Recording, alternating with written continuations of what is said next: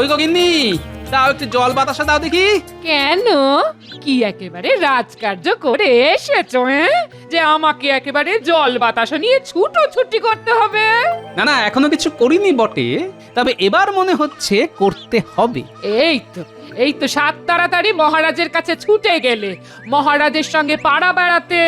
তা মহারাজ তোমাকে দেখেই একেবারে গদগদ হয়ে তোমার মাইনে বাড়িয়ে দিলেন। তোমার কি মনে হয় মহারাজ কি আর অত সহজে ঘাড় পাতবেন? জানি তো তোমার কত মুরদ। তোমার হুম্বি তম্বি সব এইখানেই। মহারাজকে গিয়ে নিশ্চয়ই কিছু বলতে পারোনি।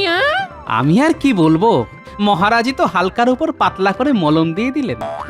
তার মানে মহারাজ তোমাকে ঠান্ডা করে দিয়েছেন? ও কি অলক্ষণে কথা রে বাবা। কি সেটা মন দিয়ে শোনো। এ কি মহারাজ, গালে হাত দিয়ে আপনি যে সাত সকালেই কাত হয়ে গেছেন?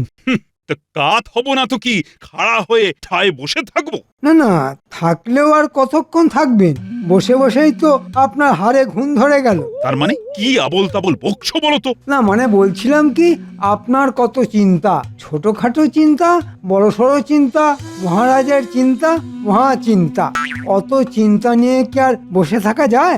বটে, এদিকে আমার সর্বনাশ, আর তোমার কি না পৌষ মাস। এই মরেছে, মনে হচ্ছে সকাল সকাল মহারাজকে ঘেঁটে দিয়েছি। মন্ত্রীমশাই তো শুধু চিন্তা দিয়েই খালাস। তবে কি মহারাজ, আপনার যত চিন্তা তা সব ওই প্রজাদের নিয়েই? নিশ্চয়ই, মহারাজ তো প্রজাদের পিতার সমান। পিতা সর্বদা পুত্রের কথা ভাববে, এটাই তো স্বাভাবিক। আমাকে বলুন মহারাজ, দেখবেন ওই সব চিন্তা টিন্তা সব কেমন পো পা পালায়। সে না হয় পালাবে, কিন্তু তার আগে তুমি আমাকে একটা কথা বলো দেখি। মাত্র একটা কথা? আমি তো কথা বলার জন্য ছটফট করছি। সেরা রাজ্যের পুরস্কারটা আসবো আসবো করছে। এখন যদি নবাব হঠাৎ করে কিছু করে ফেলে, তখন কি হবে? লোটাও যাবে আর কম্বলও যাবে, মানে দুহাতে শুধু ডুগডুগি বাজবে মহারাজ। ওমা, সে কি বিজ্ঞানের কেরামতি ছেড়ে ডুগডুগি? না না, নবাবে কি এমন ভীমরতি হবে মহারাজ? এখনো হয়নি, তবে হতে কতক্ষণ? তো ওই কথাটাই তখন থেকে ভাবছি। মহারাজ, আপনার ভাবনা চিন্তা কম করার জন্য নবাব খবর পাঠিয়েছেন সঙ্গে সঙ্গে। এই নিন নবাবের ফরমান। হ্যাঁ, বলতে না বলতেই ফরমান হাজির। কই দাও দাও দেখি দেখি।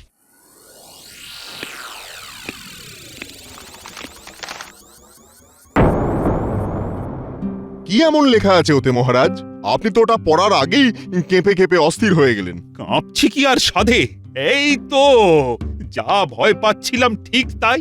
সেরা রাজ্যের পুরস্কার পাওয়ার জন্য শুধুমাত্র রাজ্যকে সাফসুত্র করলেই চলবে না, সঙ্গে রাজ্যবাসীর জীবনযাত্রার মানও বাড়াতে হবে।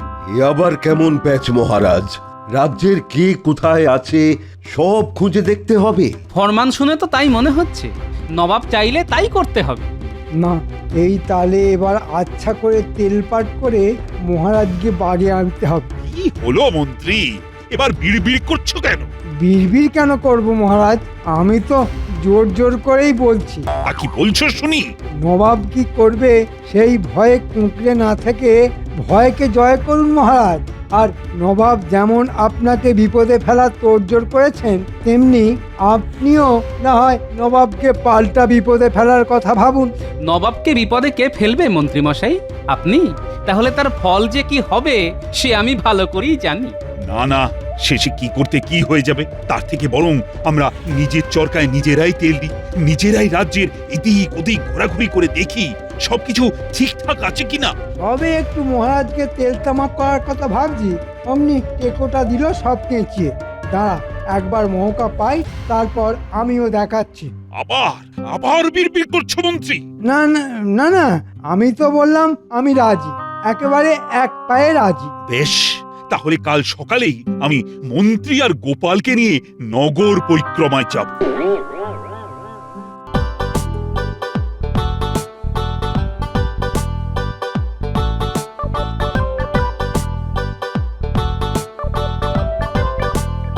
ওহ, সেই কখন থেকে আনচান আনচান করে যাচ্ছি, তবু গোপালের টিকির দেখা নেই। গোপালের জন্য অপেক্ষা করে কেন মিছিমিছি ধৈর্যের পরীক্ষা দিচ্ছেন মহারাজ? হ্যাঁ, তার মানে? মানে আর কি, বলছিলাম আপনি এখানে নগর ভ্রমণে যাবেন বলে ছটফট করছেন, আর ওদিকে দেখুন টেকো কোথায় ফুর্তি করছে। বলো কি, মূর্তিমান আমাকে দাঁড় করিয়ে রেখে ফুর্তি করছে? ভাবুন তাহলে, এদিকে রাজ্যের লোকেদের কথা ভেবে ভেবে আমার ঘুম ছুটে যাচ্ছে, আর ওদিকে গোপালের ফুর্তি হচ্ছে। না না না না, এসব আমি একদম বরদাস্ত করব না। সুপ্রভাত মহারাজ। বলি হচ্ছেটা কি?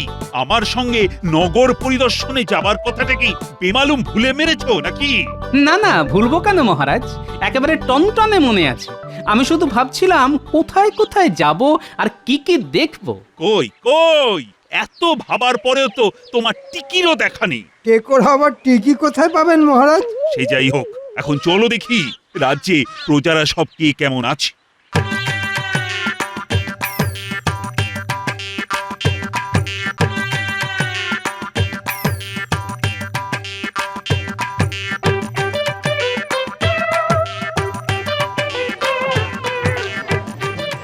কি দেখছেন মহারাজ? না না, দেখছি তো সবাই বেশ বহাল তবিয়তেই আছে। আহা, দেখেও চোখ জুড়িয়ে যায়, কেমন হেলছে দুলছে আর খিলখিল করে হাসছে। বাজে কথা না বলে কাজের কথা বলো। তা কাজের কাজটা কি সেটা তুমি না হয় বলো শুনি। এরকম টহলদারি আমাদের মাঝে মধ্যেই চালাতে হবে। ওরে বাবা, রোজ রোজ এরকম হাঁটলে যে পা খুলে একেবারে হাতে চলে আসবে। আহা, আমি থাকতে আপনি কেন হাঁটাহাঁটি করবেন?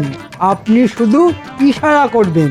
বাহ বাহ মন্ত্রী বাহ, তাহলে তো ভালোই হয়। না, মন্ত্রী যখন বলেছে তখন এই নজরদারির ব্যাপারটা মন্ত্রী না হয় করবে। কিন্তু এদিকে তো অনেকটা পথ চলে এসেছি। ওরে বাবা, হাঁপিয়ে যাচ্ছি। না, এবার একটু জিরিয়ে নেওয়া দরকার। ওই রকম কুমড়ো পটাশের মতো চেহারা হলে হাঁপাবে বই। মহারাজ, গোপালের চেহারা কমানোর একমাত্র দায় আমার জানা আছে। গোপালের বেতন অর্ধেক করে দিন, তাতে গোপাল কিনবে কম, আর কম কিনলে খাবেও কম। বাহ বাহ, চমৎকার ভেবেছো তো মন্ত্রী। না না না না, তাহলে দেশের দশের আর গোপালের স্বার্থে গোপালের বেতন অর্ধেক করে দেবো। আগে সে না হয় দেবেন, কিন্তু দেবার আগে আর একটু ভেবে দেখবেন না? আহ, ভাবার আর কি আছে? না না না না, ওইসব মাইনে টাইনে বাড়ানো সম্ভব নয়। তাহলে আমার পক্ষেও যা করা সম্ভব তাই করতে হয়।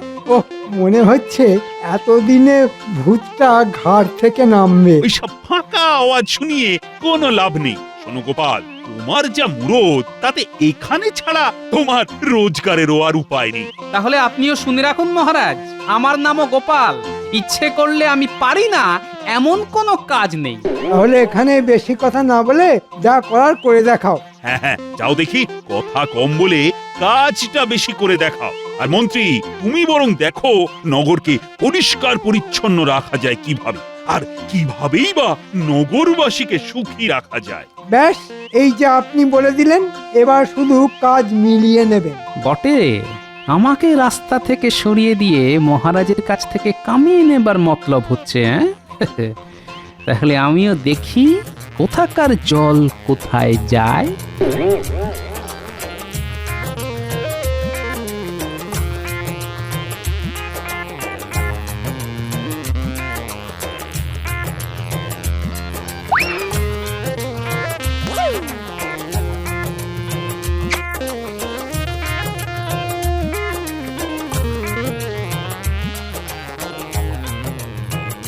ওই গগিন্নি, দাও একটু জল বাতাসা দাও দেখি।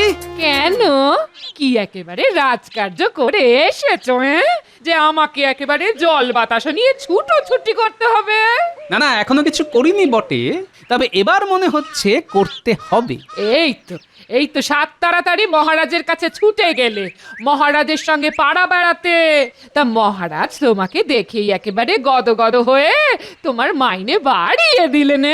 তোমার কি মনে হয় মহারাজ কি আর অত সহজে ঘাড় পাতবেন?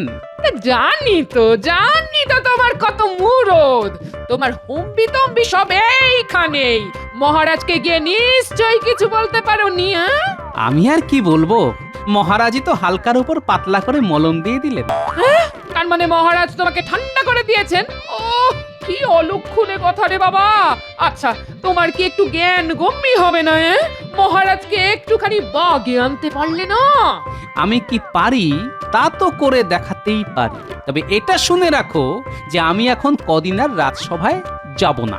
উমা, তাহলে আমাদের চলবে কি করে? কেন?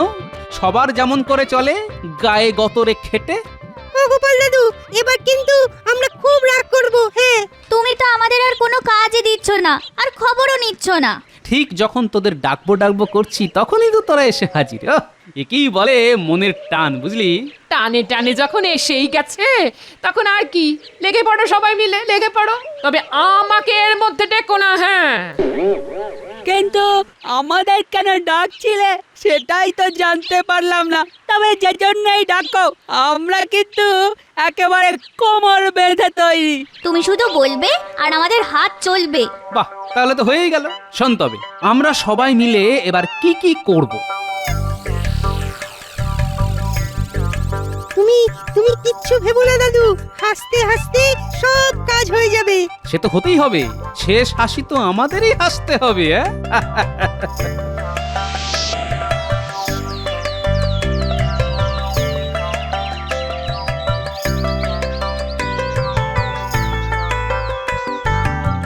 ওই এত বেলা হয়ে গেল, এখনো তো গোপালের কোনো পাত্তা নেই। সত্যি সত্যি গোপাল আবার বেঁকে বসলো না তো? আপনি মিছিমিছি এত চিন্তা করছেন মহারাজ। ওই গোল আলুর মতো শরীর নিয়ে গোপাল মেঘবে না, বরং দেখবেন গোলে একেবারে আলু ভাতে হয়ে গেছে। তাই নাকি? তাহলে বলছো গোপাল আবার রাজসভায় ফিরে আসবে? আসবে কি বলছেন মহারাজ? এতক্ষণে দেখুন হয়তো মাঝ রাস্তায় এসে গেছে। গোপালের সব খালি ফাঁকা আওয়াজ। কথাটা খাঁটি, তবে গোপাল এলেই বা কি আর না এলেই বা কি, আমরা তো আছি। ঝড়ঝাপটা আর তেমন আসছে কই যে সামলাতে হবে? এই তো বেশ দিব্যি আছি। বটে, সবাই তো দেখছি বেশ খোশ মেজাজেই আছো। আর ওদিকে নবাব এলো বলে। ও বাবা, নবাব আসবেন আমাদের রাজ্যে? কেন, কি এমন কার্যে? সেটাও কি তোমাকে খুলে বলতে হবে?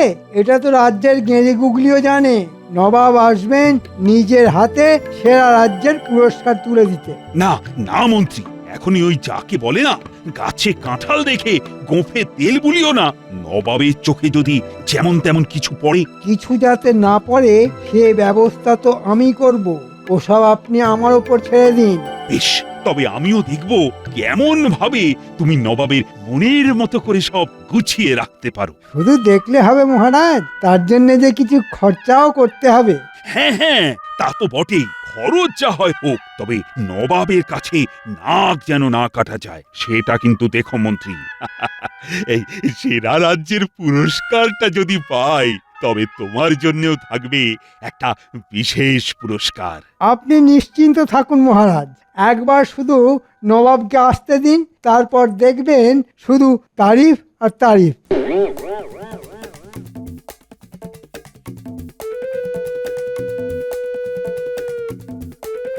এবার শুধু কুঁচির কাজটা করে ফেলতে হবে। বটা আর ঘটাকে দিয়ে সেই কাজটা করে ফেললেই খাপে খাপ, পুরস্কার আমার। ওই তো বলতে না বলতেই মানিক জোর এসে হাজির। বটা হাজির, ঘটাও হাজির। ও সব ছেড়ে এখন কাজের কথাটা শোন। চোখ কান খুলে রেখে কাজটা করতে হবে। নবাব যেখান দিয়ে আসবে সেই রাস্তার চারপাশ আর আশেপাশের লোকজনদের একেবারে ঝকঝকে করে ফেলতে হবে। আমি কানে শুনতে পাই না, আমি চোখে দেখতে পাই না। ওরে বেটা, মনে হচ্ছে আমার সঙ্গে থেকে থেকে তোদেরও বুদ্ধিতে বেশ পাক ধরেছে। সঙ্গদোষে স্বভাব নষ্ট হয়েছে। এবার আমি সব শুনতে পাচ্ছি, আমিও সব একেবারে স্পষ্ট দেখতে পাচ্ছি।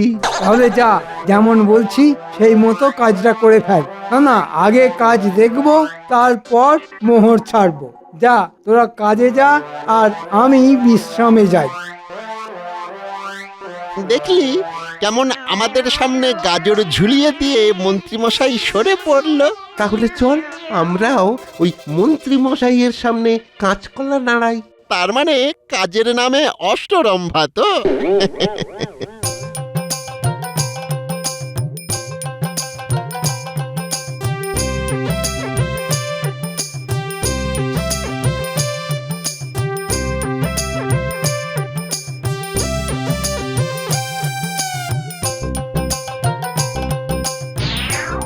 নে নে, তাড়াতাড়ি হাত চালা, এখনো মেলা কাজ বাকি।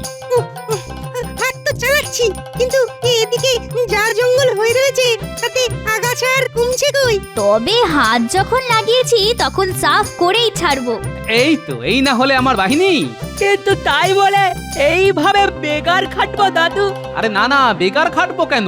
যাকে বলে একেবারে গায়ে গতরে খেটে রোজগার করবো। সেটা কিভাবে হবে?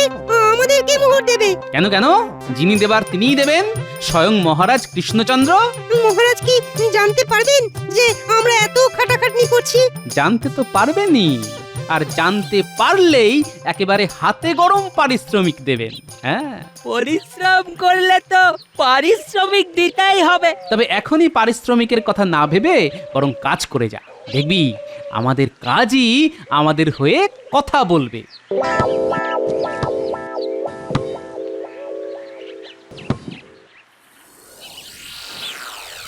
পারে না, পারে না, এইভাবে আর চলতে পারে না। ওহ, এবার যে কি হবে? কেন মহারাজ, কি আবার হবে? মুখে তো বড় বড় কথা বলেছি, কাজে কতটা কি করেছো সেটা এবার দেখা যাবে। আসলে আপনি অনুমতি না দিলে আমি যে কিছুই করতে পারি না মহারাজ। বাবা যেন একেবারে বিনয়ের অবতার। আপনি কি কোনো বিষয় নিয়ে চিন্তিত মহারাজ? চিন্তা করব না তো কি, হ্যাঁ? তোমার মতো নাকে সর্ষের তেল দিয়ে ঘুমোবো? এই মরেছে, এটা আবার মহারাজ কখন দেখে ফেললেন? আর এই যে রাজ্যোতিষ রাহু, কেতু, শনি, বৃহস্পতি সবই তো গুনে ফেললে, তবু কাজের বেলায় সেই তো লবডঙ্কা। কি গণনা করতে হবে বলুন মহারাজ? খুব গুনেছো, ঢের গুনেছো। এবার শান্তশিষ্ট ল্যাজ বিশিষ্ট হয়ে বসে থাকো, তাহলেই হবে।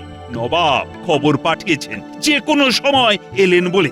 ওহ, এদিকে এদিকে আবার গোপালও নেই, কি যে হবে এবার? দুষ্ট গরুর থেকে শূন্য গোয়াল ভালো। আপনি কিছু ভাববেন না মহারাজ, নবাব এসেই শুধু বাহ বাহ বলবেন। না না না না না না, তোমার মুখের কথায় নয়, নিজের কানে শুনবো আমি। চলো চলো, এগিয়ে দেখি নবাব এলেন কিনা।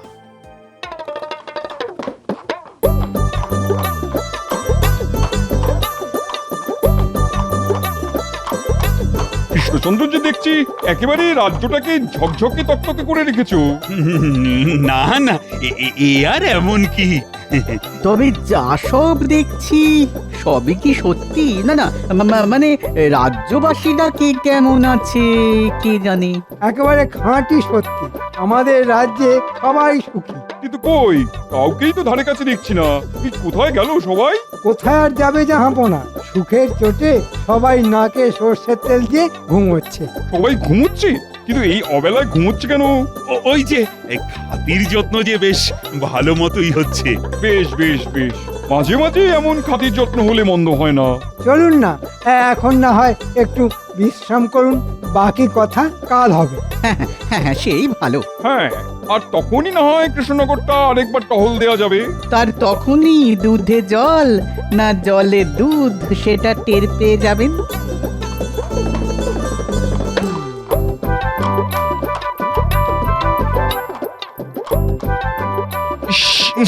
এ কি আবার কিসের গন্ধ?